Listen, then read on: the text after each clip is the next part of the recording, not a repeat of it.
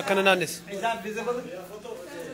harka fuunee kabajamtootaa fi jaallatamtoota daawwattoota keenya akkam jirtu naga jirtu isiniin jecha iddoon itti argamnu yeroo ammaa kana Brooklyn Park jirra Oromoo baga gammaddanii hundi keessanuu yeroo ammaa kana filaannoo primary yeroo ammaa kana obbo Tashite Wako City Council Brooklyn Park dorgomaa jiran injifatee jira jechuudha baga gammaddanii isin jechuu barbaanna iddoo kanatti argamneetiin gammachuun hawaasaa maal fakkaata waan jedhuun namoota tokko dubbisutti jirra baga wajjin gammanne obbo Girmaamee injifannoon kun maal fakkaata waan jedhuun jalqabu.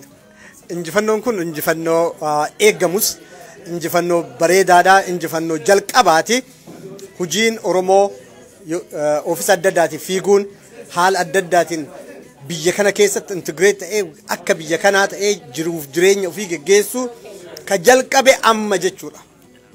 Bakka tokko yoo hin jirre kan nama sii murteessu nama biraati. Bakka tokko yoo ati hin jirre ka tapha sii taphatu nama biraati. Namni sii taphatee ati injifatuu hin dandeettu. Kanaafuu uummanni keenya naannoo Brooklyn Park jiran banii obbo Tashitee gargaaruun isaanii baay'ee nu gammachiisa. Baga gammaddan baga walumaan gammadne jedha. Hedduu ulfaadha daawwattoota keenya asuma keessa gammachuu hedduutu hawaasni asitti wal gahee jira namoota tokko dubbifnee simbiraan geenna as siqaamee obbo Amaanoo akkamii gammachuun maal fakkaata guyyaa har'aa kana obbo Tashiteen primary injifatanii jiranii maaltu nama dhagahama.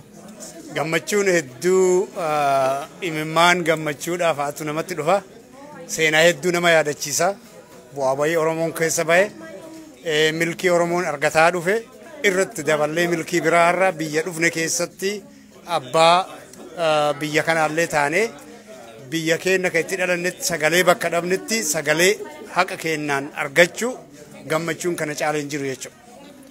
Mee Oromoota kaawwaniif warra kanaan booda dhufuuf filannoon kun dhaamsa akkam qaba? Kanarraa Oromoon ka arguu qabu tokkoffaa qabsoo keenya ciccinee yoo itti fuufne bakka feene akka ga'uu dandeenyu.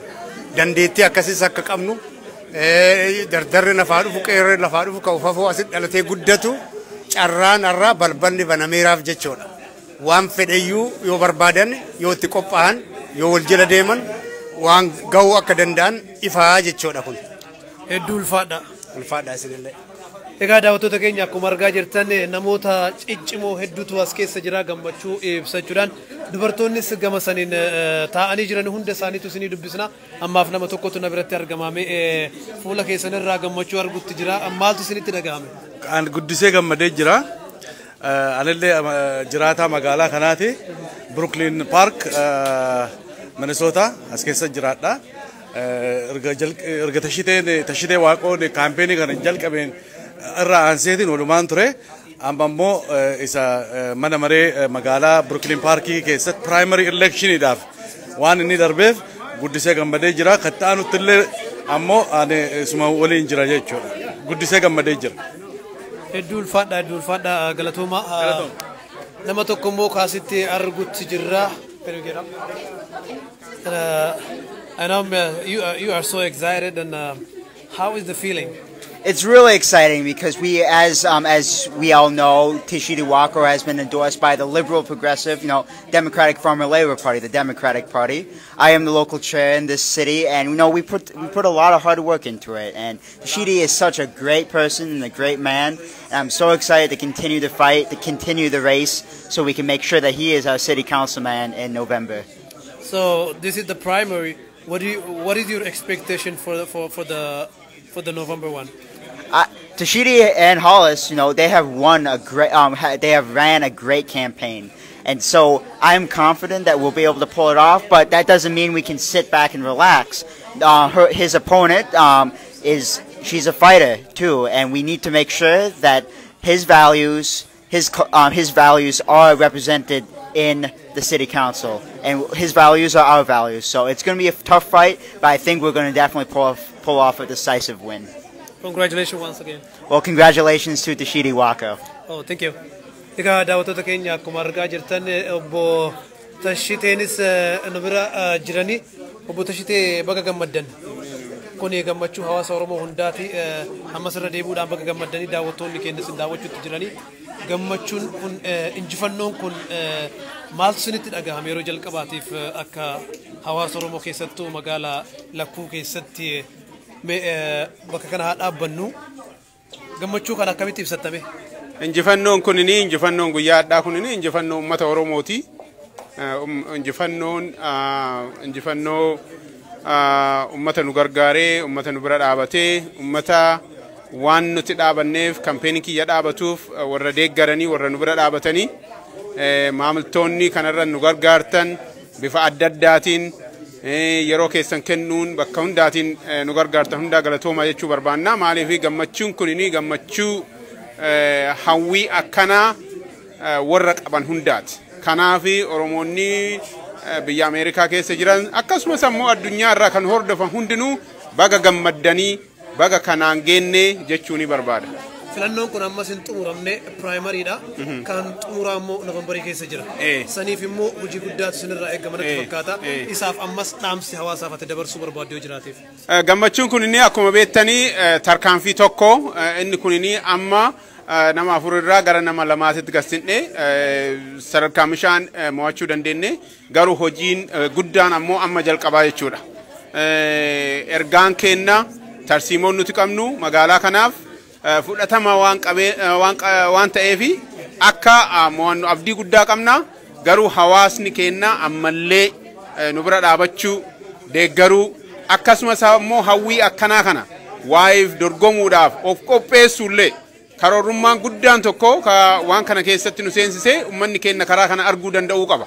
Ka biyya ambaa keessa jiru bakka adda addaa keessa jiru biyya jiru san keessatti qooda fudhatee kana keessatti of arguu danda'uu qaba jedhee waan yaaduufi kanaaf namoonni hundinuu akka qophaa'an jechuu barbaada. Kottaa nu bira dhaabadhaa yeroo gabaabaa keessatti sagantaa kennaa bifa akkamiinii gara Noorz Ameerikaatitti bakka Oromoonni fi deeggartoonni keenya qubatanitti akkamitti achi diriirsinee isaan birattis argamneetiin ergaa dabarsina ka jedhu sagantaa baasuuf deemna.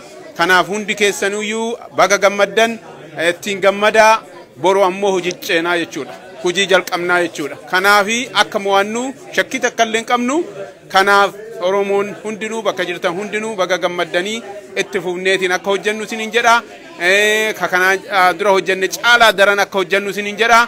Kuni mo'achuu magaalaan tunini akkuma beektan minisootaanii Oromiyaa lammaffaa jedhamtee beekamti. Kanaaf Oromoon biyya kana keessatti of mul'isuu qooda fudhachuu magaalaa kana keessa qooda fudhachuu danda'uu qabna. Dhugamaanuu ani Oromoo uummata keenya uummata arjaa uummata namaaf waa kennu gumaachu si bira dhaabatu dargaggoota keenya yeroo isaanii kennanii nu bira dhaabatan kana qabaachuu keenyatti gammachuu guddatu natti dhagamaa jechuudha. Kanaaf ammallee bifa sanii nootti fufneetiin jenne akka mo'annu abdii shakkii takka illee hin qabu. Kanaaf gammachuun addaa kunini ani akka of ilaalutti gammachuu guyyaa akkanaa arguudhaaf uduu hawwanuu karaarra ka hafan guyyaa akkanaa ka dharra'an ammallee ammoo guyyaa akkanaa ka eebjotaniif gammachuun kun ka isaaniiti jechuudha. Hedduu ulfaadho obbo Tashitee dhaamsa bareedaa dabarsite ammas irra deebuudhaan maqaa uummata Oromootiif akkasumas maqaa daawwattoota kiyyaatiin baga gammaddee baga gammannee sin jechuu barbaanna. Anullee Oromiyaa 11 akkasumas Oromoo TV asitti argamtan guyyaa addaa asitti akkana nu bira dhaabachuu adda qofaa miti kanaan durallee uummata keenya keessatti sagantaalee adda addaa qopheessuun bifa adda addaatiin uummanni kun dagaagina akka mul'isu guddina akka mul'isu godhuudhaan gumaacha yeroo gara yerootti isin gootaniin akkasumas guyyaa addaa asitti nu biratti argaman obbo Ahmad Yaasiin Ali lammii Oromiyaa namni hin beekne hin jiru miidiyaa Oromoo jabeessuu keessatti qooda guddaa qaba. Kanaaf asitti isin argu kiyyaaf gammachuu guddatu natti dhagahama. Baga gammannee gara hojiitti taaceenu galatoomaa asitti argamuu keessaniif isiniin jedha galata guddaa qabdan. Ulfaadha. Galatoomaa baay'ee. Egaa daawwattoota keenya ammas namoonni as keessa jiran hin xumuramne Senator John Hoffman illee asitti argaman isaanis isinii kan dubbisnu ta'a yoo isaaniif mijate hangasiif immoo dubartoonnis as jiranii egaa hanga xumura sagantaa keenyaatti ammas nu wajjin tura. Hi Senator. How are you? Good. How is the feeling? Feeling is absolutely grace, man. I mean, this is just a grateful feeling. And now that Tashite, this is the first time that Tashite's like, all right, and it took us many, many years to get him. And the guy who won the mayor's primary too, you know, we get into a debate about who really got him going first, right? Was it Hollis or me? But the fact is, he did it, and he did it right. I mean, it was the organization, it was the campaigning, it was the volunteers, it was being gracious about what he did today, and it showed, right? I mean, he led the most when it came to the primary. Now this is where the work begins, right? This is kind of like I heard early on, you know, this is the pregame, you know, so to speak. But now the work begins. Now we can work collectively, because what's going to matter this year, if Brooklyn Park gets the vote out, right, then we are all going to win, right? And that means all of us. Yes. And so collectively, this is what it's going to be. I'm proud of this guy. I'm proud that he took the step forward to say, I want to run, right? And yeah, this I know you are one of the primary person that endorsed Mr. Tashite. What makes you do that? Tashite's a brother to me, right? And seeing Tashite get involved with his volunteering on the school district, the city council, getting involved, what he did as one of the leading financial people in the state of Minnesota. Do you know he's one of the top 10 CFOs at one time, that award? 2010, right? And you look at that, it was like he was getting his work in order to be for this. He's a public servant, and this is what it's all about. It's being a public servant. So this is a great move for the city of Brooklyn Park, and it's a great move for all of us. And I'm proud of Tashite Wako. Thank you so much. And I have one question for you, because I know you are very close to Oromoo people. Yep.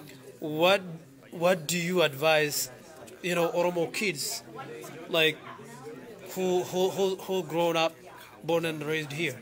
Stay involved. Stay actively involved. Volunteer, whether it be helping somebody in the schoolyard, or whether it be helping somebody at church, or whether it be helping somebody at the Senior Citizen Center.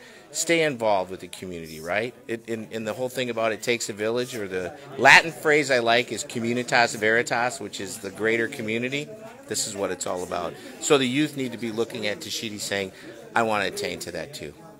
Thank you so much. Thank you. Congratulations. I just want to say briefly, you know, to my Brooklyn Park audience and my you know, team who is here. I just want to start thanking my family who let me do this, and my you know, my wife, my kids who have participated in this and gave me the time to do this. And next is I would like to thank my campaign manager, fantastic campaign manager, Fatu Magasuba, who has really never get tired, hardworking, never gave up, multiple jobs, you know, taking on, you know, big tasks. And thank you so much. I really appreciate you for your work, and you are the leader, and I really appreciate it a lot. And I would like to thank my volunteers, large group of volunteers who have made this possible. I don't know if I will start to name names, but you know, I don't want to, because I may miss some. And I just want to thank really the Brooklyn Park volunteers. And I also would like to thank really our youth, the youth group who really organized themselves. They came out, they volunteered, they door knocked, they walked until they, you know, get tired. Some of you just, you know, have seen, right? You know, they get tired. And I am really so thankful. And, you know, on top of that, really, you know, our campaign is funded by grassroots, by you, the community, for your contribution, for your support, for your donations, for your time. I just want to thank you, you know, all of you who have made this day possible. And our priorities still resonates with the city of Brooklyn Park, and we are here to move forward, and the work starts tomorrow. And your continued support with your, you know, energy and supporting our campaign, we know we're going to deliver. And I want to take opportunity really to thank people who have, you know, we shadowed and we learned and contributed to our success. Our former, you know, person who ran for city council, Riva Champlis, I just want to say thank you so much. And volunteering in your campaign. I learned a lot. And I just want to also recognize our Brooklyn Park DFL chair, Ben Hackett, who is amongst us. Ben, thank you so much. I am so thankful for, the team, the entire team of, Team Tashite Wako for City Council of Brooklyn Park. Thank you so much, and I really thank you. And I would like to take opportunity to really congratulate the top winner in the, for the mayoral seats. My friend, my longtime friend, my campaign team, Hollis Winston. I would like to congratulate him for winning the mayoral and moving forward. And also I would like to congratulate the team that ran with me for Central District. In the coming days, I'll reach out to you. We are going to build the city that works for all. And we're going to shape the city that opportunity exists for all. And I would like to hear your voices, your aspirations, and your dreams. And I will continue to reach out to you and to work with you, to listen to you. And more than anything, I would like to thank the residents of the city of Brooklyn Park for listening, for sharing, for accommodating us, for letting us come to your door knock, and for, really embracing our campaign. Thank you so much, Brooklyn Park Central District residents. You are awesome. Thank you so much. I look forward to reaching out to you, to connecting to you, and moving Brooklyn Park forward together. Thank you so much. Egaa daawwattoota keenya yeroo takkitti waan mamma jette kan afaan Oromootiin galata galchuu kee osoo hawaasaaf irra baate. Guyyaadhaa asitti kadeebeef keessaayyuu Team Tashite keessatti qooda fudhachuudhaan sadarkaa adhaatiin warra nu geettan duraan dursee maatii kiyyarraa jalqabaa akkasumas maatii ijoollee akkasumas haadha manaa kiyyaa ka yeroo akkanaa nu kennaniitiin bakka kanatti sadarkaa kanatti hojii kana hojjennee bakka kana akka geennu kan godhaniin galatooma jechuu barbaada.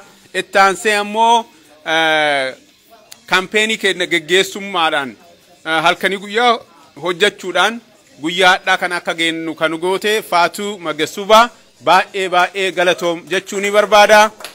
Itti aansuudhaan hawaasa keenya Team Tashite Wako hawaasni keenya kan nu bira dhaabattan gumaachuun yeroo keessan kennuun aynoo maqaa keessa ududhee nattola baay'een isaanii long time friends hiriyoota waliin wanta baay'ee hojjenne magaalaa kana keessatti hin beektanii waliin wanta guddaa hojjenne yeroo isin waame guyyaa takkallee ka na jala diddan takkallee hin argine.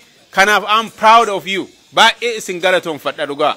Akkasumas ammoo hawaasa keenya hawaasa go Brooklyn Park dhugaa baay'ee guddaa isin galatoomfadha. Hawaasni Oromoo Minnesota galata guddaa qabdan dhugaa galata guddaa qabdanii. Akkasumas ammoo Oromoonni guutuu Amerikaa keessa jirtan akkasumas ammoo steetaa alaallee kadhannaa keessaniin yaada kennuun maali wanti kun jechuun gaafachuun hawwii keessan waan calaqqiftaniif galatoomaa isiniin jechuu barbaada. Maaliif sochiin kun hawwii keessan kana waan ta'eef guutummaa addunyaa irratti kan laaltan hundinuu kan hubattan hundinuu Facebookii kenna ka hordoftan hundinuu asumarraan galatoomaa isiniin jechuu barbaanna.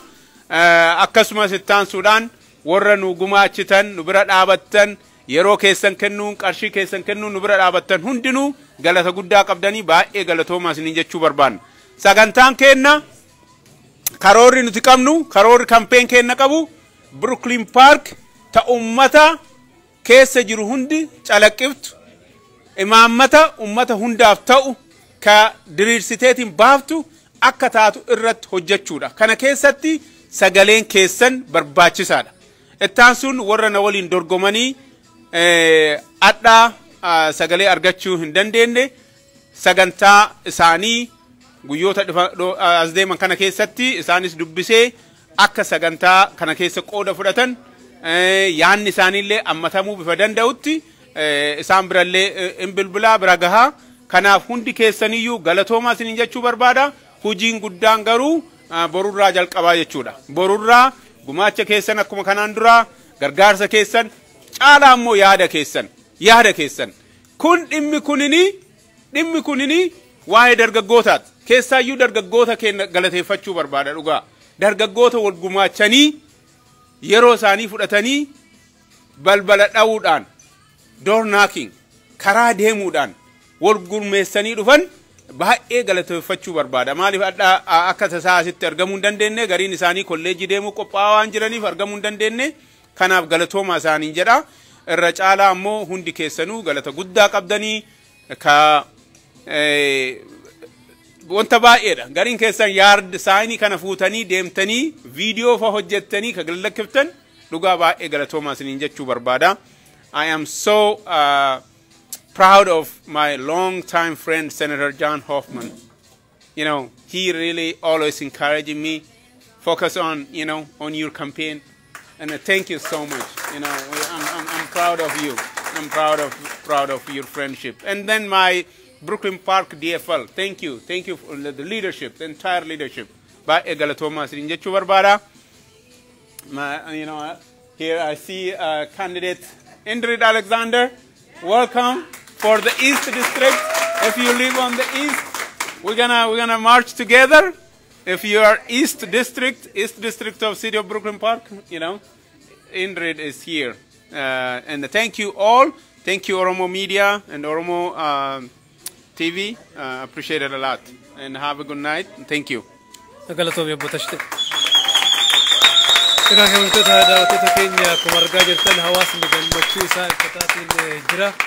Damoota tokko tokko irraa yaada xumuraa fuuneetiin sagantaa keenya goolabnaa gama dubartootaatiin immoo gammachuun jiru maal fakkaata waan jedhu isaanumarraa dhageenya. Okay. Ayyee anilleen Badriyaa Muummeen Anjaanii nama yeroo dheeraa Brooklyn Park keessa jiraatee amata 30 olii haa ta'u malee wako dhiyoo kanaan wal barree ammoo kanarratti gumaacha galchee dhufee anilleen isaanii wajji wal arkee waan isaan boodatti hojjechuu deemanillee baree akka waliinullee itti fufnee Oromoon tokko kuftu tokko waliin kufnaa wajji kaana bakka jirru hundattuu wal gargaarra hodduun gammachuun nadhagamee amma kanuma akkasitti waan gammadaa inninis gammadee jiraan hundinuu gammannee jirra kun itti fufaa hara hundaanuu dargaggoonis dubartiinis warri nurra xixiqqaadha warri biyya kana keessa dhalatee warri xiqqeenya dhufe hundinuu wauma gaarii waan akkanaa rabbi nu agarsiisu okay hayyee kara biyyaan dhume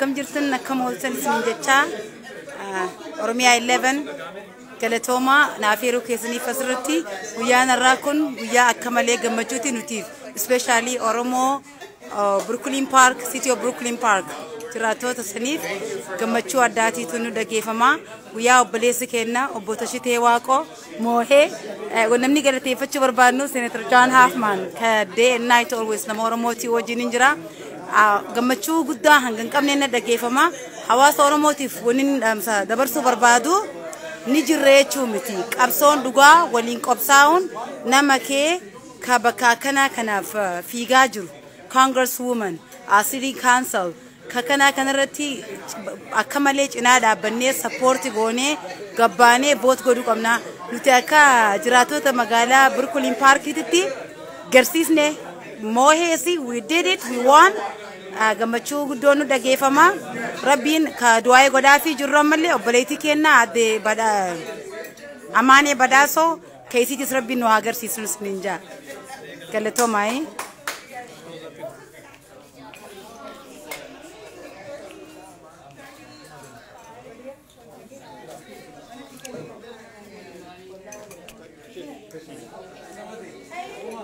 Egaa kabajamtoota daawwattoota keenya gama Brooklyn Parkiti bu'aan kana fakkaataa hanga ammaatti isin keessummeessuudhaan kan isin wajjin tureen Abdunnaasir Tufaati sagantaa biraatiin yookiin gama addi amaaniitiin immoo turtii wajjin qabaanna boodarra kan walitti deebinu ta'a hangasiif immoo turtii gaarii nuuf qabaadhaa isin jenna.